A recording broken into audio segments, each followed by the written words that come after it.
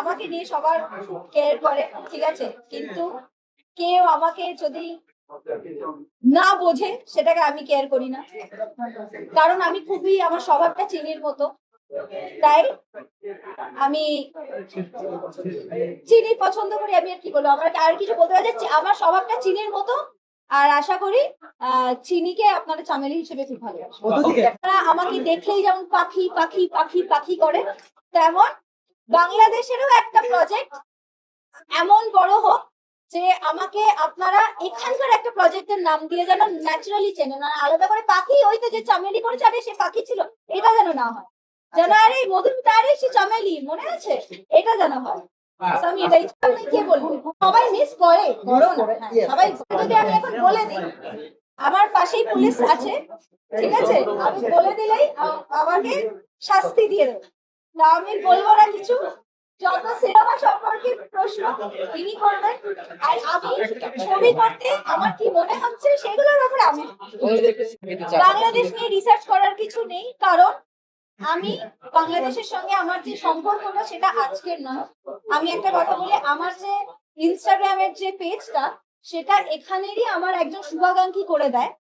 আমি জানিও না যে আমার ইনস্টাগ্রামে তখন অলরেডি 123K ফলোয়ার আছে, সেই পেজ কে চালাচ্ছে কি চালাচ্ছে, একদিন হঠাৎ করে আমাকে একজন মানে যাকে আমি খুব খুব পছন্দ করি এখান থেকে আমার শুভাকাঙ্ক্ষী বলে, দিদি এটা হচ্ছে তোমার অ্যাকাউন্ট, এটা হচ্ছে তোমার পাসওয়ার্ড, এটা আমি এতদিন চালাচ্ছিলাম, এবার এটাকে তুমি চালাও। তো আমি এই রকম ভালোবাসা বাংলাদেশ থেকে পেয়েছি।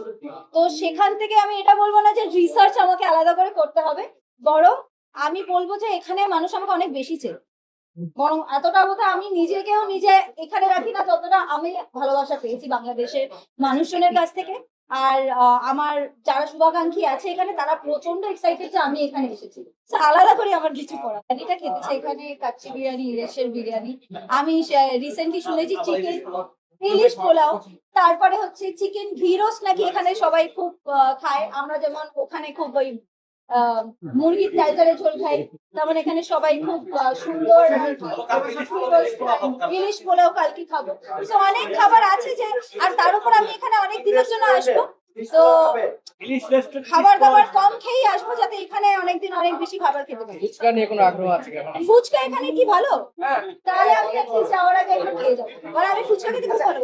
তো যখন আমার কাছে প্রথম এই ছবির জন্য যোগাযোগ করা হলো, তো তখন প্রথমে যখন গুলশানের চামেলি নামটা শুনেছিলাম তখন আমার মনে হয়েছিল যে আমার চরিত্রটা কিরকম হবে, কারণ নামটা শুনে মনে হচ্ছে খুবই মানে কি বলবো, খুবই এজি ক্যারেক্টারটা নাকি খুবই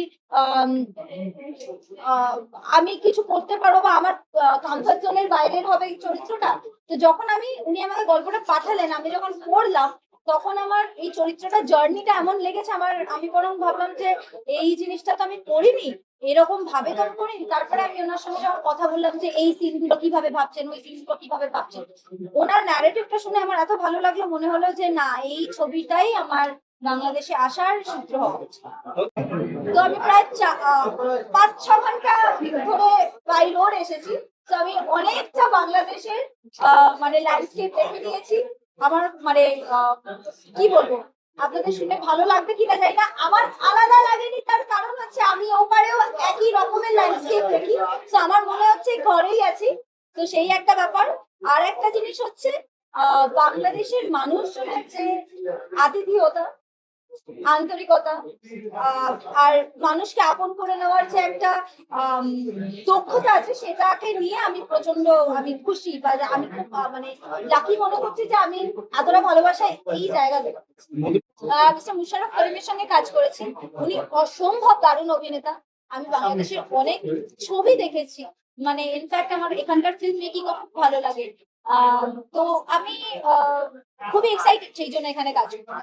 প্রস্তুতি বলতে আলাদা করে, যেহেতু চামেলি এখানকার, তো আমি চেষ্টা করব নিজের মধ্যে, নিজের বডি ল্যাঙ্গুয়েজের মধ্যে, নিজের কথাবার্তাও বলবো না, মানে এক্স্যাক্টলি চরিত্রের মধ্যে যাতে আমাকে দেখে মনে হয় আমি এখানকার, সেটা হচ্ছে অনেক বড় একটা চ্যালেঞ্জ আমার জন্য, কারণ আমরা কালচারালি কিছুটা হলেও তো আমাদের একটা ডিফারেন্স আছে। তো আমি চেষ্টা করবো যাতে সেটা আমার চরিত্রে না তো সেটা ইটসেলফ অনেক বড় খাটনি। তো সেটা আমি দেখা যাক আমি ওটা কতটা করতে পারি, সেটার জন্য আমি এনার উপর ভরসা করেই আছি। আর গল্পটা যেমন সুন্দর ভাবে লেখা, আমার সেটাই আমাকে আলাদা করে গাইড করবে। আর্টিস্ট, একজন পারফর্মার, মানে ডাজন্ট ম্যাটার ওটা এখানের কাজ করছে কি ওখানের কাজ করছে, যত ভালো ভালো কাজ তার জুড়িতে আসবে, যত অডিয়েন্স দেখবে যে আচ্ছা এই চরিত্রটা এরকম করেছে ওইটা ওরকম করেছে, এখান থেকে তাদেরও ভালোবাসা তৈরি হবে। আর সেখান থেকে পরিচালকেরও একটা মনে হবে, আগ্রহ হবে, তাহলে আমি ওকে নিয়ে একটু এক্সপেরিমেন্ট করতে পারি। আমার এত কিছু আমি ভাবি না, আমি একটাই জিনিস ভাবি, যখন যেই পরিচালক আমাকে কাজ করছে তিনি যেন আমাকে নিয়ে খুশি থাকে, আমার আর কোনো কিছু ভাবছি নেই। অনেক যে অভিনেতা অভিনেত্রীদের সঙ্গে আমি যে যুক্ত হতে চলেছি, সবাই অনেক বড় নাম, সবাই আমাকে অনেক অনেক অনেক ভালোবাসা দিয়েছে। এখন যে এইটুকুনি সময়ের মধ্যে আমরা অনেকটা একটা বন্ডিং হয়ে গেছে, তো আমি খুব থ্যাংক ইউ সো মাচ যে আপনি এত সুন্দর একটা টিম করে দিয়েছেন। তো আমি আলাদা করে আর কিছু চাইবো না। আর আমার মনে হয় এটা আমার প্রথম এবং শেষ কাজ তো ডেফিনেটলি হবে না। তো এরপরে আমার আরো সবার সঙ্গে কাজ হবে।